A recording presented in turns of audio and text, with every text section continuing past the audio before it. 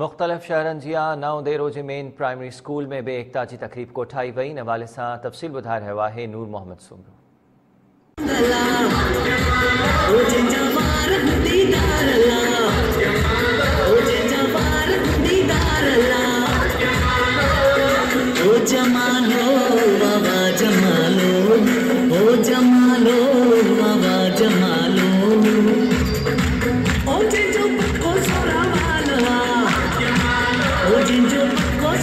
रोज़ानो पंहिंजी अख़बार ऐं टाइम न्यूज़ जे ॾिनल सॾ सिंधु तो में साहु असांजो जे सिरे हेठि 5 डिसंबर वारी एकता ईद खे भरपूर मोट मिलण लॻी।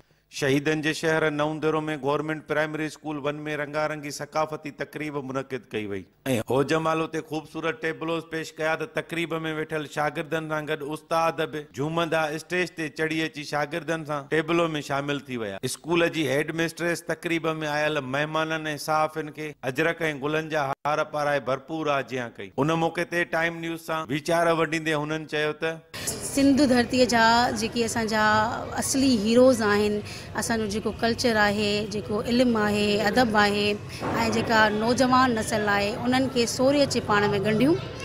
उन्हनि जी जेको जज़्बो हुयो, जेके कुर्बानियूं हुयूं, जेके मक़सद हुया, उहे पंहिंजी नौजवान नस्ल ताईं पहुचाइण। शुक्र अल्हम्दुलिल्लाह काफ़ी हद ताईं कामयाब थिया आहियूं ऐं इंशाअल्लाह थींदासीं। ज़बरदस्त स्लोगन आहे, असां पंहिंजे वतन खां सवाइ कुझु बि न आहियूं। जेकॾहिं वतन जे ॿारनि, वतन जी शख़्सियतुनि, वतन जे लयनि ऐं लाड़ियुनि सां जेकॾहिं असां मोहबत नथा कयूं त पोइ असांखे कंहिं बि जेको आहे क़ौम जो जेको जुज़ सम्झणु जेको आहे असांखे नथो जुगाए। त सिंधु दरिया जी शाल जेका आहे न, उहो पाणीअ जी जेका आहे हिकिड़ी खोट रुकावट कई वई आहे, उनजो जेको आहे असांजो सर बाब कयो वञे। सिंधु तो में साह त पाणीअ जी जेका ज़रूरत आहे उन खां त असां इनकार ई नथा करे सघूं। ज़िंदगीअ जो जेको वजूद आहे उहो पाणीअ सां आहे।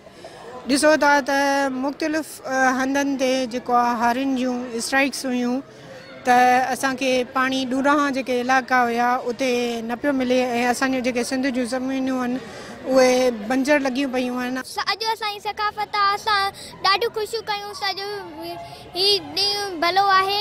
असां माण्हुनि खे ॿुधायूं था त ही ॾींहुं असांजी सकाफ़त जो ॾियारो आहे। बि भलो गुज़रियो आहे। 5 डिसंबर ते भलो मल्हाईंदासीं। टोपी अजरक पातोसीं, अॼु ख़ुशी मल्हाईसीं। सुठी सुठी तयारियूं कंदा आहियूं।